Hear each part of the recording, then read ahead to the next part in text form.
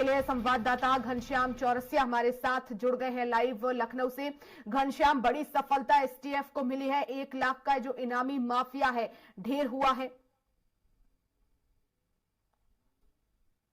बिल्कुल, विनोद उपाध्याय को घेर करके उसे पहले पकड़ने की कोशिश की जा रही थी सुल्तानपुर एरिया में, लेकिन वो जवाबी फायर करने लगा। वो फायर करने लगा। जब उसको घेरे जाने लगा, उसको लगा कि मुझे पकड़ लिया जाएगा, तो वो एसटीएफ के जो पुलिसकर्मी थे, एसटीएफ के जो कर्मी थे, उन पे फायर करने लगा। जवाबी फायरिंग में उसे एक गोली लगी, उसके बावजूद वो फायरिंग करने लगा और फायरिंग करने के बाद उसे पकड़ लिया गया और पकड़ने के बाद उसे अस्पताल लेकर के जाया गया। हालांकि जवाबी फायरिंग में जो गोली लगी थी वो उससे उसकी जान चली गई, अस्पताल में उसे मृत घोषित कर दिया गया। एक बड़ा नाम है उत्तर प्रदेश की। अगर बात करें तो उत्तर प्रदेश में 61वें नंबर का जो टॉप 61 अपराधी हैं, माफिया हैं, उसमें उसका नाम था। गोरखपुर के टॉप 10 अपराधियों में उसका नाम था। 30 से ज्यादा मुकदमे दर्ज थे। हालांकि किसी भी मुकदमे में उसे सजा नहीं मिली थी। पहले उसके ऊपर 50,000 रुपया का इनाम था, 50,000 इनामिया ये बदमाश था। लेकिन बाद में जब इसके संलिप्तता गंभीर से गंभीर मुकदमे में होने लगा, मामलों में होने लगा, तो उसकी इनामी राशि बढ़ा करके 1 लाख कर दी गई।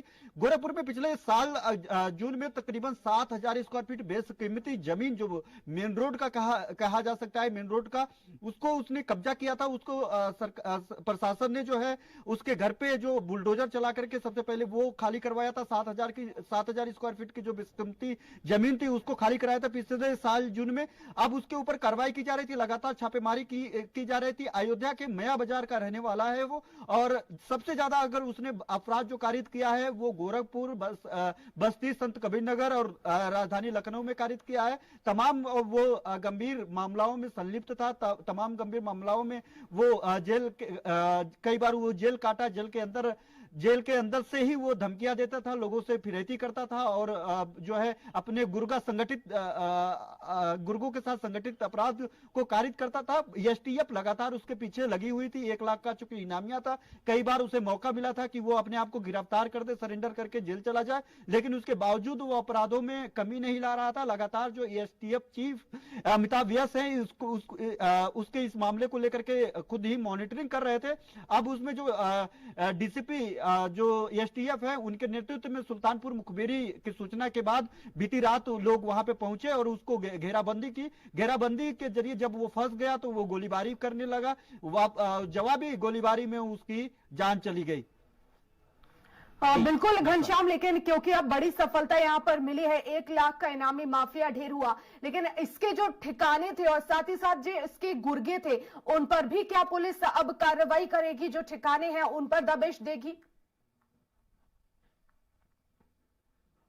देखिए, सरकार जो है संगठित अपराध को लेकर के जीरो टॉलरेंस की बात लगातार करती रही है। 2017 के बाद और जिस तरीके से सीएम योगी आदित्यनाथ की सरकार आई है, तब से लगातार चुनावी मुद्दा भी रहा है। चुनाव के पहले 2017 के पहले जब अखिलेश यादव की सरकार थी, तभी भी भारतीय जनता पार्टी की एक ही मुद्दा रहा है, कानून व्यवस्था।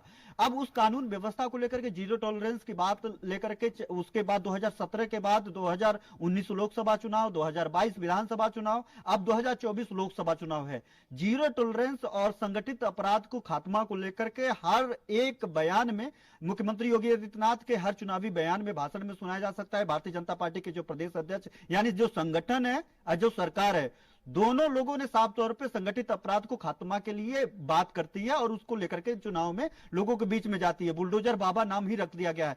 ऐसे में 1 लाख का इनामी बदमाश जरूर कहीं ना कहीं इकबालिया सवाल पैदा करता था कि पुलिस के लिए एक चुनौतीपूर्ण बना हुआ था कि इतना बड़ा अपराधी इतना बड़ा अपराध कारित किया हुआ है, जो खुद मुख्यमंत्री योगी आदित्यनाथ का कर्मक्षेत्र, कर्मभूमि गोरखपुर के एरिया में उसने 7,000 स्क्वायर फीट की जमीन, उसने एक उपाध्याय फैमिली थी, उसको कब्जा किया था। उसके बगल में जो बेशकीमती उसकी मकान थी, जो है वो इलीगल तरीके से उसने अपना मकान बनाया हुआ था। सबसे पहले बुलडोजर से उसका मकान गिराया गया। उसके बाद मकान गिराने के बाद जो जमीनें कब्जा उसने की थी, करोड़ों रुपए की बेशकीमती जमीनों, उसको खाली करवाया गया और उस परिवार को वापस लौटाया गया।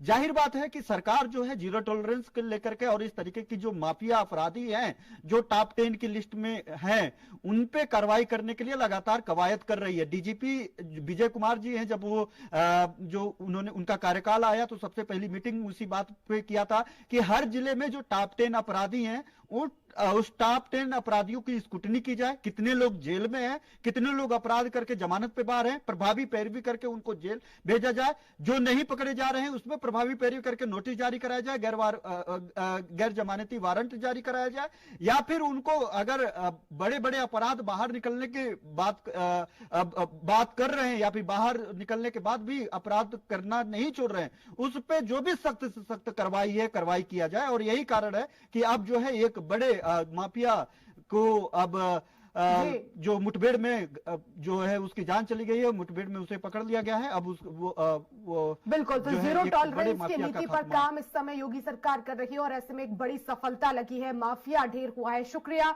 तमाम जानकारी के लिए घनश्याम।